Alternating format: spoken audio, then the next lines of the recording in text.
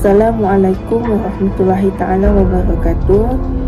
Apa yang dimaksudkan dengan perpaduan ini adalah perpaduan ditarifkan sebagai hubungan erat atau bersifat toleransi yang diwujudkan secara sengaja dalam kalangan kaum dan etnik yang berbeza untuk mencapai matlamat bersama secara jujur dan ikhlas. Dalam kata lain, perpaduan adalah proses menyatu padukan seluruh masyarakat untuk membentuk satu identiti dan nilai bersama serta perasaan cinta dan banggakan negara. Malaysia merupakan salah satu negara berbilang kaum yang dapat hidup dengan harmoni. Antara kaum di Malaysia yang utama itu adalah Melayu, Cina, India, Kadazan Dusun dan Iban.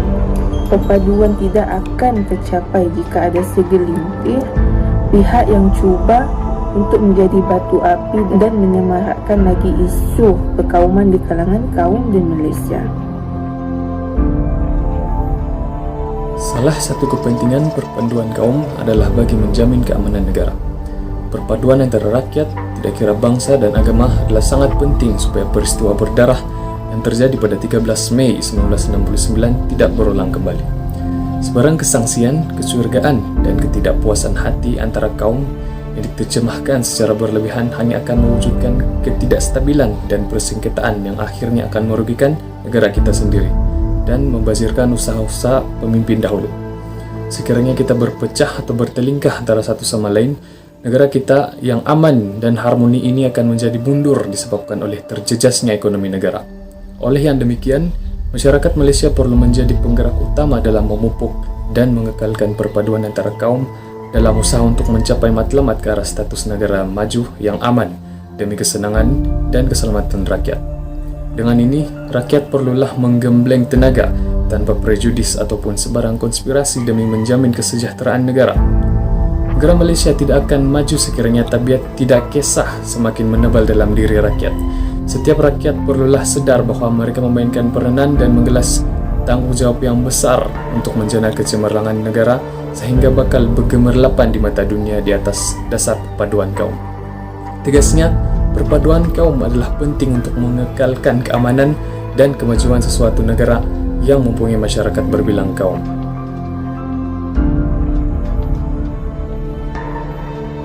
Perpaduan kaum juga memainkan peranan dalam mengukuhkan lagi ekonomi negara dengan penglibatan semua kaum dalam kegiatan ekonomi. Misalnya, dasar ekonomi baru yang dilancarkan pada tahun 1970 oleh Tun Abdul Razak adalah bertujuan untuk menyusun semula ketidakseimbangan sosioekonomi yang wujud di negara ini. Dari segi ekonomi, perpaduan dan integrasi dalam pelbagai etnik di Malaysia sangat penting dalam memberi peluang kepada setiap golongan etnik menceburi bidang ekonomi tanpa sebarang halangan, kerana mereka semua adalah rakyat negara Malaysia. Seterusnya, menghapuskan penguasaan satu ekonomi untuk satu kaum sahaja. Semua kaum layak untuk menguasai ekonomi dengan usaha masing-masing. Dengan adanya perpaduan ini, ia dapat menjana ekonomi negara dengan pelaburan dari pelbagai bidang. Ini kerana perpaduan dapat memberikan manfaat kepada negara dalam perkembangan ekonomi negara. Tanpa adanya perpaduan yang kita kecapi ini, kemungkinan besar negara kita tidak akan membangun dengan pesat seperti ini. Selain itu, perpaduan juga dapat mengelakkan semangat asobia, iaitu semangat kekayaan yang mementingkan diri sendiri. Bak kata pepatah, enam dalam berduka melepaskan pucuk masing-masing. Semangat asobia ini akan menimbulkan permusuhan antara kaum, seperti negara Amerika Syarikat yang mengamalkan dasar apartheid. Dasar apartheid ialah dasar yang mewujudkan jurang perbezaan antara kaum, seperti golongan berkulit putih dengan golongan berkulit hitam.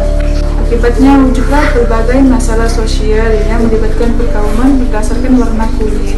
Sebagai iktibar, masyarakat Malaysia wajar mengekalkan perpaduan demi mengelakkan semangat asobia terjadi di atas bumi Malaysia ini.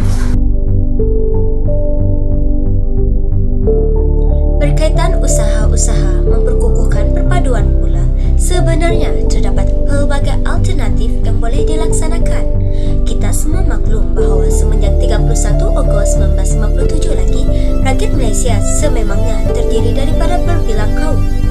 Meskipun rambut sama hitam, hati lain-lain, masyarakat ini tetap hidup dengan aman dan harmoni di bawah satu negara, iaitu Malaysia.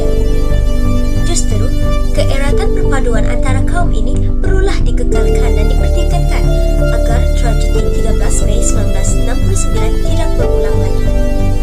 Antara aktiviti yang boleh dilaksanakan adalah mengadakan ziarah mahabbah ke rumah kenalan berlainan bangsa untuk mengeratkan silaturahim, terutamanya semasa hari perayaan.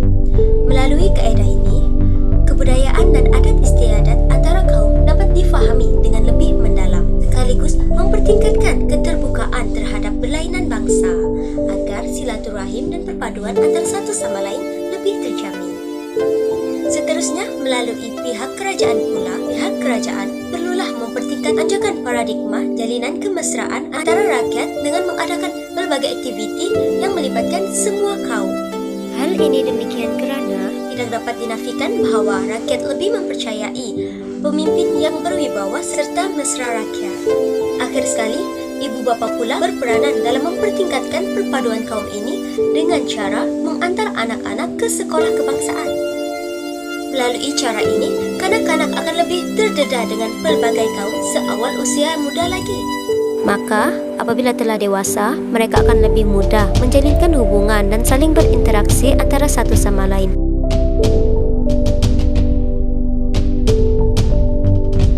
Hasilnya, segala kekangan-kekangan berkaitan perpaduan kaum dapat diselesaikan dengan adanya alternatif-alternatif sebegini.